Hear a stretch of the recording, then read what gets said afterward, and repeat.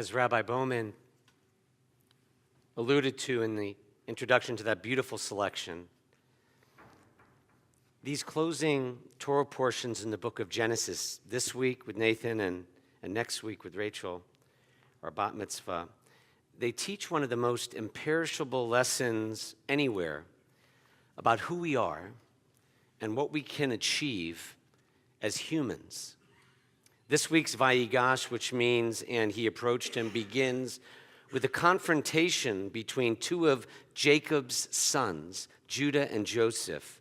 Joseph's identity is still unknown to his 11 brothers until this week. And then we'll close out the book of Genesis with chapters 47 through 50, Vayechi, which may be translated, and he lived. But before Jacob dies, at the age of 147, he bestows a blessing on two of his grandkids who were sons of Joseph. Their names, and since there are a lot of brothers in the Danziger Chapel tonight, that's why I'm talking about this. Their names were Manasseh, who was the older brother, and Ephraim, who was the younger. And when Joseph sees that his dad, Grandpa Jacob, is placing his right hand on the younger one, Ephraim said, to bless him first, Joseph intervenes. "Wait, Dad," he shouts. "You don't understand. Ephraim is the younger of my children. Manasseh is the older, so you should be blessing him first." Father Jacob replies, "Silly rabbit." No, he says, I know that. But then Jacob continues, "Your older son Manasseh is going to be great. He too shall prosper. But the younger brother Ephraim is going to become just as great, even greater." This episode is certainly not the first in the Torah to proclaim the equality and prominence of a younger sibling in contrast to the elder. Let's do a review. Abraham, you recall, had two sons, Ishmael and Isaac. But it was Isaac the younger who received his dad's blessing ahead of his older brother. Isaac also had two sons, Esau and Jacob. But again, it was Jacob the younger who was better suited for leadership. Moses and Aaron were brothers, yet Moses became the leader even though he too was younger. King David, in case you didn't know, was the youngest of 8 children. And still he was destined to become David, Melech Israel, king of all Israel. So Jacob's decision to bless the younger Ephraim before the older Manasseh is not an isolated phenomenon in our Bible. The Torah teaches us emphatically that birth is no criterion for greatness. A person is not a better individual because he or she was born first. Now, of course, the younger sister of our bar mitzvah, Nathan, Katie, has known that all the time. Every person achieves greatness solely in terms of his or her own unique potential. But most of us don't believe that because we are conditioned to duplicate or imitate qualities in everyone else instead of looking inside ourselves for our own special difference, which no one else can make. Kids, as soon as they learn to walk and talk, hear thoughts that whisper all around them. If only I could dance like she does, or sing like he does, or play ball, or act like they do. The surrounding culture conditions each of us to believe that the person we really want to be is somewhere over the rainbow.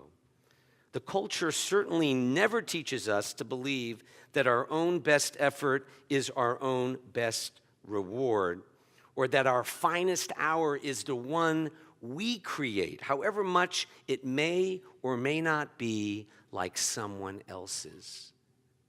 This affliction is not just a kid's thing, my friends. Older people are just as easy victims as younger ones. Parents claim, as they should, that every child is unique, exceptional, and different. And then sometimes words come out of parents' mouths like, "Why can't you be like your brother?" Or, "Your sister never troubled us so much at your age." Or if you're an only child or not an only child, parents let out this one, "Why can't you do at least as well as your friends or act like they're acting?"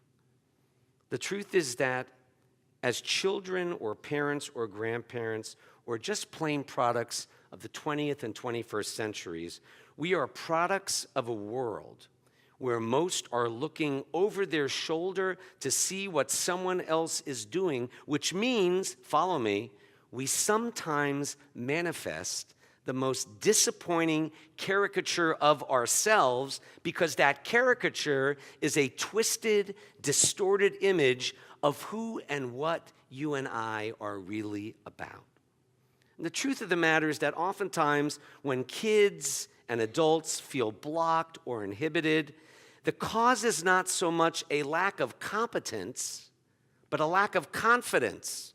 Every one of us is capable of far more than he or she can imagine. What we lack is only sufficient encouragement.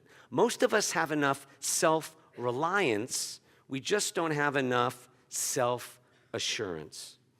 I wish there was a way to bring back the popular 1970s television program, Mr. Rogers' Neighborhood.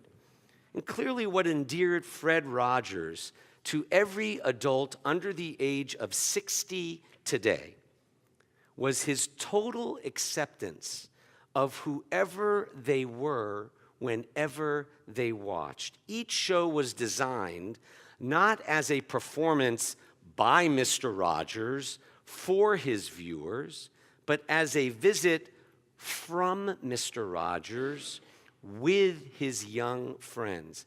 And the most unforgettable portion of every show was the theme song, which opened and closed every program. I didn't have time to Google it, but Mr. Rogers would always say something like, "I like you because nowhere else in the whole wide world is there anybody else just like you." That's what he told his viewers every day. And that perhaps is what we need to tell our children and ourselves every day. I like you because nowhere else in the whole wide world is there anybody else just like you. You're different. There was never anyone like you before, and there will never be anyone like you again. That is what, for all the Hebrew we're going to chant, that's what these closing Torah portions teach. With the blessing of Ephraim before Manasseh, whatever recognition we deserve is not a matter of how we were born or where we were born or who our family was, and certainly not what somebody else wants us to be. Whatever recognition we deserve depends solely on our own unique potential in what we do best. And that may be different for each of us. It probably is. And that, my friends, is why ordinary living can be such a fabulous and extraordinary adventure when we become the unique blessings each of us were meant to be. And let us say, Amen.